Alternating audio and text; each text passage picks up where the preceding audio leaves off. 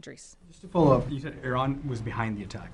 So what does that mean? Have you seen evidence of financing or directing anything specific to this attack? Not just generally, but specifically. So maybe I need to clarify further from what Lita had mentioned. We know that Iran funds these groups, like Kataib Hezbollah. We know that these IRGC-backed militias are the ones responsible for attacks on our troops in Iraq and Syria. Beyond that, we're doing an intelligence assessments. We don't have. I can't give you today that. This attack, linking it to Iran. We just know that Iran funds these groups like Kataib Hezbollah and other groups that have attacked our forces, but I don't have more to share on that. You're saying, right? As a general matter, yes. There was an incident in 1983, Beirut barracks bombings, when, according to this source here, I believe there were 241 U.S. military personnel killed in this. What can you tell us about this and what happened? Did we have to declare war on Lebanon after this happened? How were we able to get out of it without being Neville Chamberlain appeasers who just want to give the world away?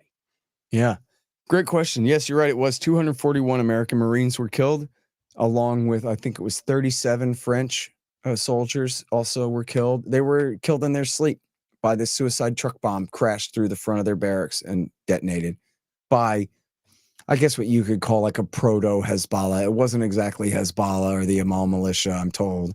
It was, some sort of unnamed group of Shiites who did it, but along the lines of, what became Hezbollah a couple of years, or maybe the next year after that, 84. But, first of all, this is important. I guess it's not absolute proven fact, but I think it's a very credibly claimed fact. Viktor Ostrovsky, the former Mossad spy, wrote in his book By Way of Deception that the Israelis had an informant that warned them that there was a big Mercedes truck that was being packed full of explosives, and that the Israelis immediately knew that there were only a couple of targets that would possibly require that, and one of the obvious ones would be the American Marine barracks out there at, I forgot if it was a hotel or wherever they had stationed up there. And then the decision was made to not warn the Americans and to not tell them. And in fact, let me read you. I have the quote here, dude. No, we're not there to protect Americans. They're a big country. That was what he was told. Why not to warn the Americans? CIA, that's their job, not us to warn them. And then after it happened, quote, hey, they wanted to stick their nose into this Lebanon thing. Let them pay the price. Is this from his book By Way of Deception? Right. Yeah. Which is the slogan of Mossad. So that's, how what the Israelis think of us. Refuse to warn us when a truck bomb is coming to kill hundreds of our guys and give a damn about that. And then So what is Reagan's response to this? Well, so here's the thing about it. A better story even than what Ostrovsky adds here is about our hero, Ron Paul. And you can read this, Keith, in his great book, A Foreign Policy of Freedom, which is a collection of his foreign policy speeches. And the speeches go, Mr. Reagan, don't listen to the hawks. Whatever you do. Oh, by the way, people know Ron Paul went to Congress in 97, but he also went in like 77 or somewhere around there and stayed in Congress until he ran and then lost for Senate in, I think, 84, possibly 88. No, because 88 he ran as a libertarian. So it was in 84 he ran for Senate in Texas and lost to Phil Gramm in the primary. God, Phil Gramm. But anyway, before that, so Ron had been in the Senate then. Dr. Paul had been in the House before. So anyway, he gives a speech and he says, Mr. Reagan, don't listen to the hawks. Do not put our guys in Lebanon. You do not want to intervene in this war. It's such a crazy situation, all the different factions over there and the Israelis intervening now the way they are and all these things. And if you do, it's just going to lead to conflict and then worse conflict from there. Just don't do it, please. And then the next speech, this is again, Foreign Policy of Freedom by Dr. Paul. The next speech in line, in his House speeches. Oh, Mr. Reagan, you didn't listen to me and you did the wrong thing and you put our guys on the ground in Lebanon. Please get them out of there before it's too late. Don't kill anybody. Don't escalate. Don't give them a mission. Don't do nothing. Just turn around and go before it's too late, man. Let's get the hell out of there now. Next speech. I told you. Now 241 Marines are dead. And what do we get out of it? Why are we in Lebanon? Mr. Reagan, for God's sake, listen to reason. Get our boys out of Lebanon now. And then the next speech. Thank God you finally listened to reason and you did the right thing, Mr. Reagan, and you got our guys out now, at least, while we're only this far behind instead of much worse. So thank goodness for that, because imagine if we decided to go to war against the Shiites there now, allied with Israel in that mess in Lebanon. We'd never get out again. And on like that. And it's just the brilliance of Dr. Paul. And, finally, at least too late, at least the wisdom of Ronald Reagan to listen to that sort of advice. I don't know if he listened to Dr. Paul or not, but he decided that he wanted to get out of there. There's no way it was worth it for America to get involved there, and he shouldn't have been involved there at all. And I don't know, he must have given the orders for the battleship New Jersey to join Israel in shelling Shiite neighborhoods at some point, but I forget exactly when that was. But I know that later on there was a hijacking of an airplane, or was it a ship? It may have been the Achille Laurel ship. I think it was an airplane. And the terrorists were running up and down the aisle going, New Jersey, New Jersey. And they were looking for Americans to kill, And they were going, New Jersey, New Jersey. And the people on the plane were like, what the hell is he talking about? Why are they saying that? Well, that was the name of the battleship that had been shelling the neighborhoods, the suburbs of Beirut. And so that was what the terrorist attack was backdraft terrorism, as we would call it, direct blowback from that, atrocity. They're bombing They don't know who they're killing, shelling neighborhoods. They're killing innocent people, obviously. And then, Reagan did get sick of all of this stuff. And I have the quote, I tweet this from time to time, a quote from Ronald Reagan from 1982, where I guess was previous to that, where he had called Menachem Begin and told him, you got to cut this out, because there was a massive Israeli bombing campaign against a neighborhood in East Beirut, I believe it was. And Reagan said in his diary, he wrote, I told Begin that I deliberately used the word Holocaust. And I told him this has to stop. The symbol of this war is going to be a 7-month-old girl with her arms blown off. And that was Reagan said that. And then it's a different anecdote it's the same anecdote, but from a different source. And I need to go back and find this one. But I know that this had happened where then the bombing stopped in 15 minutes. And Reagan said, whoa, I didn't realize I could do that. And that was it, which is another huge lesson for our current situation, that Joe Biden could pick up the phone right now and end this war. He absolutely could. But he doesn't have anything like the integrity of Ronald Reagan, unfortunately.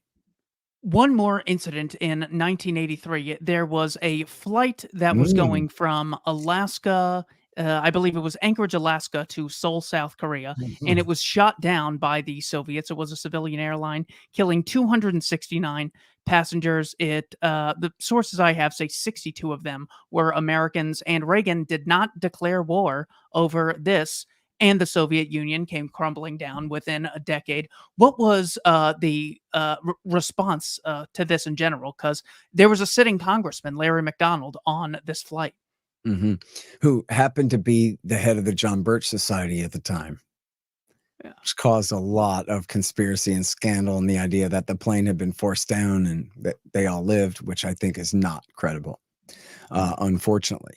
But I think what happened there, Keith, and this may have had a lot to do, depending on what they told him, I don't know. This may have a lot to do with his lack of response. It was the Air Force's fault. They had been on a spy mission inside the Soviet Union. And then when they were getting the hell out of there, when they were being pursued, they hid in the shadow of this civilian airliner and then bugged out. So in other words, on the radar, they conflated their dot with the Korean airline 007 flight. And then they dove out of there. And then when the Soviets caught up to them, they didn't catch up to them. They caught up to the 007 flight and blew it out of the sky. So it was the Air Force who had put him in that situation and got him killed. So it could be that they told Reagan that, and Reagan was like, oh, well, hell, it's kind of hard to crack down on them that bad over what was really, a situation we put them in. I don't know whether that's, and honestly, I was a boy, a very young boy at the time, 81. I was in, preschool. So I don't have any memory of that. I do remember the day Reagan was inaugurated when I was 4, but I don't remember, exactly how that was handled then. Well, But it's they just didn't, you're right, incredible. they didn't kill the world over it when they could have escalated. He could have just started pounding his fist on the table and made everything worse. I don't know enough about this guy. I should probably read this guy's autobiography or whatever the hell, if there is one. But his Secretary of State was George Shultz, who was apparently not the most psycho out of all these guys, although he was a war profiteer and did have his problems. I don't want to go on a whole tangent about it. He apparently at the time was one of the least worst of Reagan's advisors and would preach caution when some of the other guys were going off half-cocked and that kind of thing. Well, it's just incredible because we get all this hawkish talk because of a fake Russian interference event in 2016. We get more hawkish talk when we hear that Putin has put bounties on the head of soldiers in Afghanistan. So all these fake things are getting people so hawkish, but these were real things that took place. And Ronald Reagan, Mr. Conservative, didn't declare war. And the Soviet Empire came crumbling down after. It's just unbelievable that we And have look, we have real examples. and look, let's go further than that. What ended the Cold War? It wasn't America just defeated the Soviet Union, drove them into bankruptcy, just simple as that, something like that. That's not what happened. What happened was Gorbachev ended the Soviet Union, ended the Cold War, and he actually did try to hold on to the last vestiges of the Soviet Union, but by then it was too late. But the only reason that any of what's in hindsight, especially like this virtually magical transformation of the Velvet Revolution throughout Eastern Europe in 1988 through 91 and the fall of the Soviet Union and the freedom of Eastern Europe and the rest of the Soviet Empire too, that all happened because Reagan treated Gorbachev with respect. That all happened because they were partners working to build trust and end the Cold War together. And Reagan said, look, all the old guys who'd fought in World War II and had worked for Stalin and all that, all those guys were finally gone. Gorbachev was the first guy who was 45. And Reagan walked right up to him, shook his hand and said, if the aliens attack, you and us are going to have to team up and fight them off. And Gorbachev was like, what? Yeah. What? But Reagan's like a foot and a half taller than him and is wearing his cowboy hat and his big trench coat and whatever. And he just pulls Alpha Dog. Hey there, young man. Shakes his hand and is like, you're my guy now.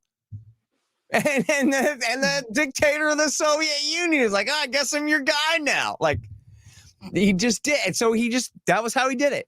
And again, trust but verify never meant trust. Trust but verify meant, hey, I really like you. Let's get along very politely here in our diplomacy and sign a deal on what we can agree on. And as part of that deal, we are going to have a vast and intrusive inspection regime to guarantee that it all comes true, right? That's what trust but verify means. It means no trust. It means be polite during diplomacy and call it trust because it's polite to call it trust. That's it, right? Ronald Reagan was not a pushover. Call them a pushover? Norman Podhoretz and the neoconservatives said he was Neville Chamberlain selling out to Hitler at Munich. But he was Ronald Reagan. And he didn't make a deal with the devil. He made a deal with a bureaucrat. And it paid off, man. He destroyed the Soviet Empire through goodwill. Not through covert action. Through, hey, man, come on. There ain't no reason we got to keep doing this. Isn't that what you think, too? And then, look, it's right as the election of 88 is taking place. Right as Reagan is on his very last lame duck months, the wall starts coming down. Immigrants start breaking out. I believe someone corrected me on this, and then I didn't go back and check. The way I remember it was the first border that broke open was from Hungary into Austria. And Austria was neutral and free. not aligned with the West, but neutral and not occupied by the Soviets. And when people started escaping from communist Hungary into Austria, the border guards didn't machine gun them all to death. They sat there and left. In the Soviet Union, kids, for real, the border guards were there to keep you in, and they would murder you if you tried to escape the country. That's very real. Not just the Berlin Wall situation in West Berlin, but the entire border of the communist world with the free world at that time. You can't exaggerate or make that up. That's for real. You try to escape with your family, they will murder you all in cold blood. And that was what that was for. And all that just fell apart. And it was an atmosphere of trust and decency. And this world, in fact, is big enough for both of us. So let's figure it out. They figured it out, Keith.